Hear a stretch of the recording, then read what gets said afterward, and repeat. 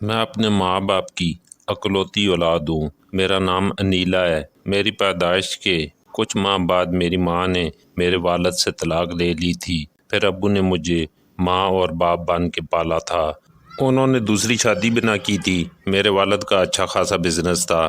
گھر میں کسی چیز کی کمی نہ تھی۔ اس وقت میری عمر 18 سال تھی جب ایک روز میں اپنی ملازمہ کے ساتھ ایک بڑے پلازہ میں کچھ خریدنے کے لیے گئی ہوئی تھی۔ خریداری کے بعد جب رقم کی ادائیگی کے لیے کاؤنٹر پر پہنچی تو ایک نوجوان کو دیکھا جو بہت خوبرو تھا، کوئی امیر زادہ لگ رہا تھا۔ میں نے رقم ادا کی اور جب تک میں وہاں کھڑی رہی وہ مجھے بغور دیکھتا رہا۔ میں اس کی طرف توجہ دیے بغیر شاپنگ سینٹر سے باہر نکل آئی۔ میں اور میری ملازمہ نے پاس ہی ایک دہی بھلے والی شاپ سے دہی بھلے کھائے اور ہم گھر آ گئے۔ اس بات کو ایک ہفتہ گزر چکا تھا۔ ایک شام ٹی وی دیکھ رہی تھی کہ فون کی گھنٹی بجی۔ میرے جانے سے پہلے میری ملازمہ نے فون اٹھا لیا۔ اسی وقت وہ میرے پاس آئی اور بولی، بی بی صاحبہ آپ کا فون ہے، اور وہ اپنا نام عدنان بتا رہے ہیں۔ میں کسی عدنان کو نہیں جانتی تھی۔ پھر سوچا کہ ہو سکتا ہے بابا کے آفس سے کسی نے کال کی ہو سکتا ہے بابا کے بارے میں کچھ پوچھنا ہو، کیونکہ ان دنوں بابا شہر سے باہر گئے ہوئے تھے۔ بابا کا موبائل آف ہو تو اکثر گھر والے نمبر پر کال آ جاتی تھی۔ بابا نے ایمرجنسی کے لیے یہ نمبر دیا ہوا تھا۔ خیر میں نے ٹی وی بند کیا اور فون سننے کے لیے چلی گئی۔ میں نے ہیلو کہا تو دوسری طرف سے کسی لڑکے نے سلام کیا اور بولا، میڈم میں فلاں پلازے سے بات کر رہا ہوں۔ ایک ہفتہ پہلے آپ نے ہماری شاپ سے کوئی شاپنگ کی تھی۔ خریداری کی پیمنٹ کرتے وقت آپ کے کچھ پیسے وہیں کاؤنٹر پر رہ گئے تھے۔ 2 5 ہزار والے نوٹ تھے۔ شاید آپ اس دن جلدی میں تھیں۔ بڑی مشکل سے آپ کا نمبر اور ایڈریس ملا ہے۔ کیا یہ پیسے آپ کے ایڈریس پر پوسٹ کر دوں یا آپ خود لینے آئیں گی؟ اگر آپ خود آ جائیں تو میڈم ہمارے لیے آسانی ہو جائے گی۔ میں اس کی بات سن کر حیران ہوئی کیونکہ وہ جھوٹ بول رہا تھا۔ آپ یہ پیسے اپنے پاس رکھ لیں، مجھے ان پیسوں کی ضرورت نہیں ہے۔ میں نے قدرے ترشی سے جواب دیا اور فون رکھ دیا۔ یہ آوارہ مزاج لڑکے جانے خود کو کیا سمجھتے ہیں۔ اتنے دن بعد اس ہیرو کو مجھ سے رابطے کی خاطر یہ بہانہ اچھا سوچا۔ اب مجھے ڈر تھا کہ کہیں یہ میری پیچھے نہ پڑ جائے۔ خیر اس کے بعد اس نے دوبارہ فون نہ کیا۔ میں نے اللہ تعالیٰ کا شکر ادا کیا کیونکہ اس طرح کے لڑکے تو پیچھے ہی پڑ جاتے ہیں۔ کچھ دن بعد ایک بوڑھا آدمی ہمارے گھر آیا۔ اتفاق سے میں گیٹ کے پاس تھی۔ پوچھا، بابا جی کس سے ملنا ہے؟ کہنے لگے، بیٹی میں بہت غریب ہوں، جہاں کام کرتا تھا انہوں نے نکال دیا ہے۔ مالک کہتا تھا کہ اب تم بوڑھے ہو گئے ہو، اب ہمارے کسی کام کے نہیں ہو۔ بیٹی میں ایف اے پاس ہوں، ملازمت کی تلاش میں ہوں۔ میں نے کہا، بابا جی یہ تو آپ کے آرام کرنے کے دن ہیں۔ وہ بولا، بیٹی بڑھاپے میں آرام قسمت والوں کو ملتا ہے۔ حالات سے مجبور ہوں، جب کوئی کام کرنے والا نہ ہو خود محنت کر کے پیٹ پالنا پڑتا ہے۔ بابا کے کپڑے صاف ستھرے اور حلیہ بتا رہا تھا کہ کسی اچھے گھرانے سے تعلق ہوگا۔ نہ جانے کن حالات میں یہ ملازمت تلاش کرنے نکلا تھا۔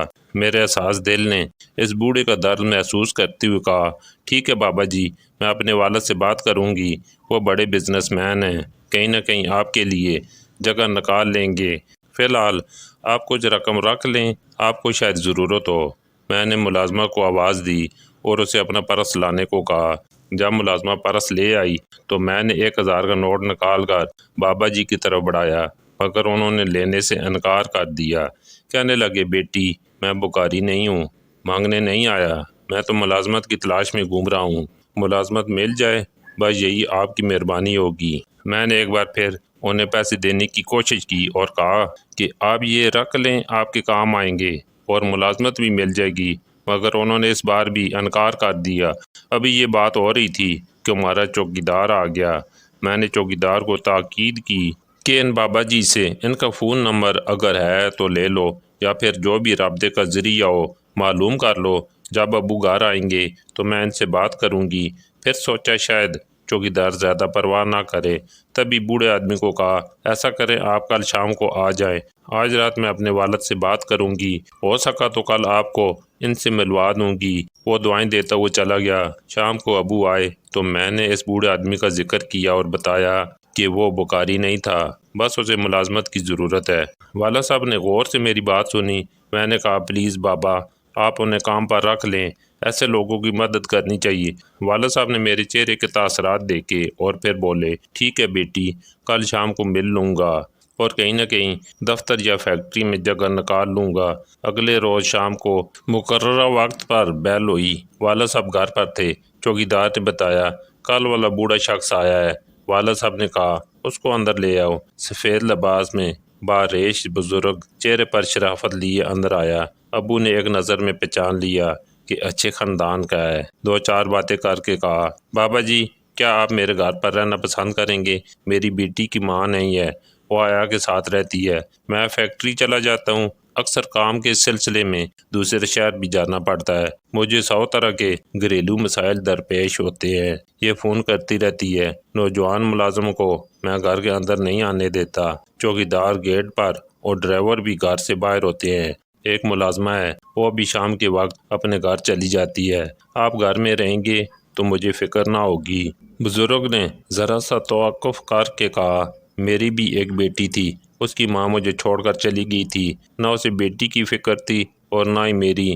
بیٹی ہر وقت اپنی ماں کی جدائی کی غم میں رہتی تھی۔ 7 برس کی عمر میں اس کو بجلی کا کرنٹ لگا۔ اس وقت وہ گھر میں اکیلی تھی اور میں کام پر تھا۔ ہمسائی کی ذمہ لگا کر جاتا تھا کہ وہ میری بیٹی کا خیال رکھے گی، مگر وہ خیال نہ رکھ سکی اور میری بیٹی فوت ہو گئی۔ یہ کہتے ہوئے ان کی آنکھوں میں آنسو بھر آئے۔ آپ کی بیٹی میری بیٹی جیسی ہے۔ انہوں نے میری جانب اشارہ کیا۔ بزرگ کے دکھی ہونے پر میں بھی اب دیدہ ہو گئی، کیونکہ میں نے بھی ماں کی جدائی کا درد سہا تھا۔ ابو نے میری خاطر دوسری شادی نہ کی تھی۔ وہ مجھے بے حد عزیز رکھتے تھے۔ انہوں نے میری پرورش کی تھی۔ میری والدہ سے ان کی محبت کی شادی تھی۔ یونیورسٹی دور میں ہی انہوں نے ایک دوسرے کو پسند کر لیا تھا اور شادی کا فیصلہ بھی کر لیا تھا، مگر گھر والے نہ مانے۔ بالآخر سارے گھر والوں کی مخالفت کے باوجود اپنی پسند کی لڑکی سے شادی کی، جس میں سے ان کے والدین بہن بھائیوں نے شرکت نہ کی۔ میری ماں نے مجھے جنم دیا تو اس کے بعد ابو سے ان کا نہ جانے کس بات سے جھگڑا رہنے لگا۔ بالآخر معاملہ طلاق پر ختم ہو گیا۔ ان دنوں میں صرف 9 ماہ کی تھی۔ امی کو مجھ پر بھی ترس نہ آیا اور مجھے والد کے حوالے کر کے چلی گئیں۔ ان کے جانے کے بعد والد صاحب نے مجھے ماں اور باپ بن کر پالا۔ پھر کام کی مصروفیت کی وجہ سے ایک بے سہارا اور دیر عمر عورت کے سپرد کر دیا، جو پہلے سے ابو کے گھر ملازمہ تھی۔ اس نے مجھے پالا اور وہی اب تک میرے ساتھ رہتی تھی، مگر شام کو وہ بھی اپنے گھر چلی جاتی تھی۔ جو دیال والوں نے نہ ہی مجھے دیکھا اور نہ ہی ملتے تھے۔ کیوں؟ وجہ کا علم نہیں۔ جب 5 سال کی ہو گئی، ابو نے سکول داخل کرا دیا۔ خود چھوڑنے اور لینے جاتے تھے۔ انہوں نے باپ کی شفقت اور ماں کا پیار دیا۔ بن ماں کی بچی تھی، لیکن ابو کی متوازن شخصیت کے سبب میں خود بھی نارمل شخصیت کی مالک تھی، لیکن ماں کی کمی ہر قدم پر محسوس ہوتی تھی۔ میں گھریلو قسم کی لڑکی تھی۔ سکول سے گھر، پھر گھر سے کالج، کہیں اور ابو کے بغیر نہیں آتی جاتی تھی۔ بس کبھی کبھار ملازمہ کے ساتھ شاپنگ کرنے چلی جاتی تھی۔ میری ساری داستان سننے کے بعد ان بابا جی نے ہمارے گھر ملازمت کے لیے امی بھر لی۔ والد صاحب بھی خوش تھے کہ اب وہ میری وجہ سے پریشان نہیں رہیں گے۔ ان بابا جی کا نام عظیم تھا۔ بعض بزرگ اتنے شفیق اور مہربان ہوتے ہیں کہ ہر عمر کے بچوں کے ساتھ گھل مل جاتے ہیں۔ میرا بھی عظیم بابا کے ساتھ دل لگ گیا تھا۔ وہ گھر کے کاموں میں مدد کرتے اور فارغ وقت میں میرے ساتھ بہت ساری باتیں کرتے، ہنسی مذاق بھی کیا کرتے تھے۔ مجھے ان کی باتیں بہت اچھی لگتی تھی۔ وہ نیکی اور بھلائی کے بارے میں بھی باتیں کیا کرتے تھے۔ باقی وقت ہمارے بنگلے کی دیکھ بھال میں صرف کر دیا کرتے تھے۔ ان کے آنے سے یوں لگتا تھا جیسے ہمارے گھر کے مردہ ماحول میں کوئی توانا اور نیک روح آ گئی ہے۔ ماں کے غیر موجود ہونے کے احساس سے جو گھر خالی خالی لگتا تھا، اب پھر بھرا بھرا محسوس ہوتا تھا۔ ابو کے اس فیصلے پر میں بہت خوش تھی کہ انہوں نے ان کو فیکٹری میں ملازم رکھنے کی بجائے گھر میں پناہ دے دی تھی۔ بابا کی حیثیت ہمارے یہاں گھر کے ایک فرد کی سی ہو گئی۔ ان کے ذمے کوئی خاص کام نہیں تھا۔ انہوں نے خود کافی کام سنبھال لیے تھے۔ خاص طور پر وہ ہمارے گھر کی نگرانی کے فرائض انجام دینے لگے۔ میں جلد بابا سے مانوس ہو گئی۔ مجھے تو وہ پہلے دن سے اچھے لگے تھے۔ دل چاہتا تھا ان کو اپنے پاس بٹھا کر بس ان کی باتیں سنتی رہوں۔ ان کو اکثر یہی فکر رہتی تھی کہ میں نے کچھ کھایا کہ نہیں۔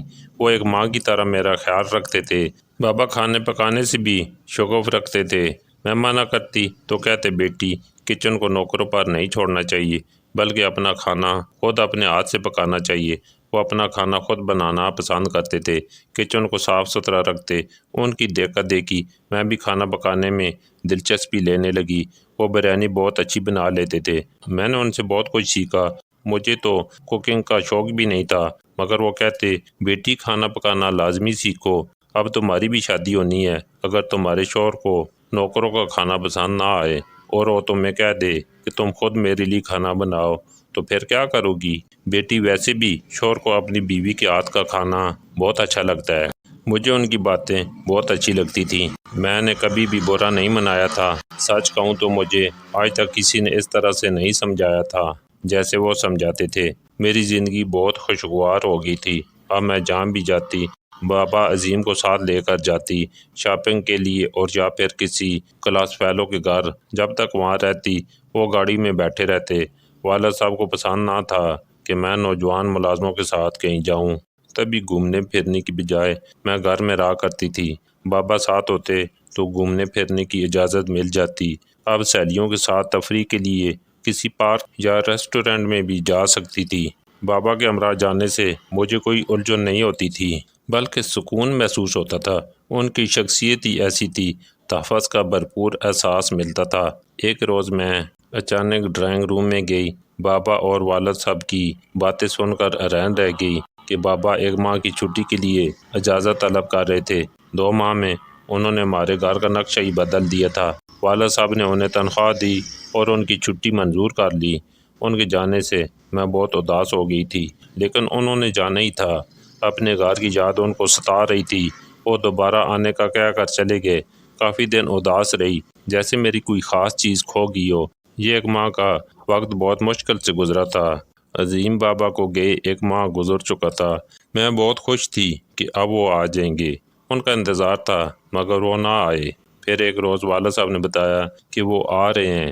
میری خوشی کا ٹھکانہ نہ رہا۔ لیکن وہ اکیلے نہیں آئے، اپنے بیٹے کے ہمراہ آئے۔ اس دن تو ان کا حلیہ کچھ اور ہی تھا۔ ایک بڑی سی گاڑی میں آئے تھے۔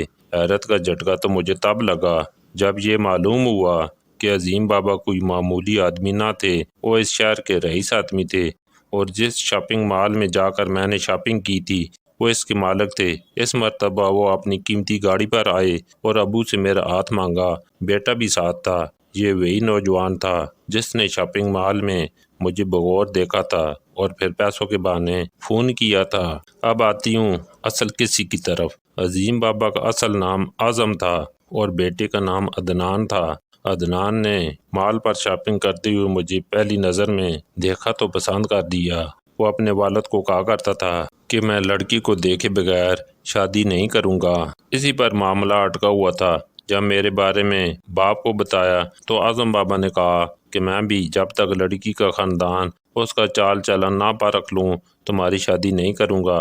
میں نے خود جوانی میں یہی غلطی کی تھی کہ ایک نظر لڑکی کو دیکھا اور بغیر سوچے سمجھے شادی کر لی تھی۔ اس نے نباہ نہ کیا اور جب تم سال بھر کے رہ گئے تھے وہ تمہیں چھوڑ کر چلی گئی، خلا لے لی۔ میں نے بھی اس شرط پر اس کا خلا قبول کیا کہ بیٹا نہ دوں گا۔ اسے شاید بیٹی کی چاہ بھی نہ تھی۔ وہ سمجھتی تھی کہ میں اتنا چھوٹا بچہ سنبھال نہ سکوں گا تو خود واپس کر دوں گا، لیکن میں نے شفقت پدری کے تحت بیٹا ماں کے حوالے نہ کیا۔ کٹھن وقتوں سے پال پوس کر جوان کیا، وہ میں ہی جانتا ہوں۔ اب اپنے اکلوتے بیٹی کی شادی کے معاملے کو اس کے جذباتی پن اور تجربے کے جھنجھٹ نہ چڑھنے دوں گا۔ باپ کا موقف سن کر ان کی شرط کو عدنان نے مان لیا۔ مانا تھی کہ لڑکی کو دیکھے پرکھے ہمارے گھر بار بار آتی۔ بس بابا نے ملازم کا روپ دھارا اور اللہ نے جوڑی ملانی تھی تو ان کا راستہ آسان کیا۔ جو ہمارے گھر رہ کر انہوں نے میری عادات و اطوار کا مطالعہ کر لیا۔ ان کا خیال تھا کہ میں ایک امیر آدمی کی اکلوتی بیٹی ہوں، آزاد خیال، خود سر ہو سکتی ہوں، ماں کے بغیر گھرداری کی تربیت نہ ملی ہوگی۔ عظیم بابا کے خیال میں عموماً ایسے گھر کی لڑکیاں اچھی بہو ثابت نہیں ہوتیں۔ وہ بیٹی کی شادی کو کامیاب اور گھر کو آرام و سکون کا گہوارہ دیکھنا چاہتے تھے۔ کہتے تھے کہ صاحب کا ڈسا رسی سے بھی ڈرتا ہے۔ ادھر ابو کا بھی اس معاملے میں کچھ ایسا ہی حال تھا کہ محبت کی شادی کر کے پچھتانا پڑا تھا، جبکہ عظیم بابا کو گمان تھا کہ عدنان اور مجھ میں کہیں فون پر محبت والا ڈرامہ نہ چل پڑا ہو۔ ادھر ابو کو میری ذمہ داری سنبھالنا پڑی تو انہیں معلوم ہوا کہ بن ماں کی بیٹی کی پرورش کتنی کٹن ہوتی ہے۔ دوسری شادی بھی میری خاطر نہ کی تھی، اگر آیا نہ ہوتی تو نہ جانے میرا کیا ہوتا۔ جب عظیم بابا نے تمام احوال بتا کر ابو سے معذرت طلب کی اور مدعا بیان کیا تو والد صاحب نے چند دن سوچنے کا وقت مانگا۔ کچھ دن بعد میری رضامندی سے ان کے بیٹے سے ملے اور پھر ہاں کہہ دی۔ یوں میری شادی عظیم بابا کے بیٹے عدنان سے ہو گئی۔ عدنان کی دلی مراد پوری ہو گئی اور عظیم بابا کو ایسی بہو مل گئی جو ان کے تصور میں بسی تھی۔ میں کبھی خسارے میں نہ رہی۔ عدنان ان کے اکلوتے بیٹے تھے اور میں ابو کی اکلوتی بیٹی تھی۔ والد اور میرے سسر ایک دوسرے سے ناطہ جوڑ کر بہت خوش تھے اور میں عدنان کو پا کر خوش اور مطمئن تھی، کیونکہ وہ اتنے اچھے ہیں کہ شاید ہی کوئی ان جیسا ہو۔ آج اللہ تعالیٰ کا لاکھ لاکھ شکر ہے کہ میں نے زندگی کی ساری خوشیاں پا لی ہیں۔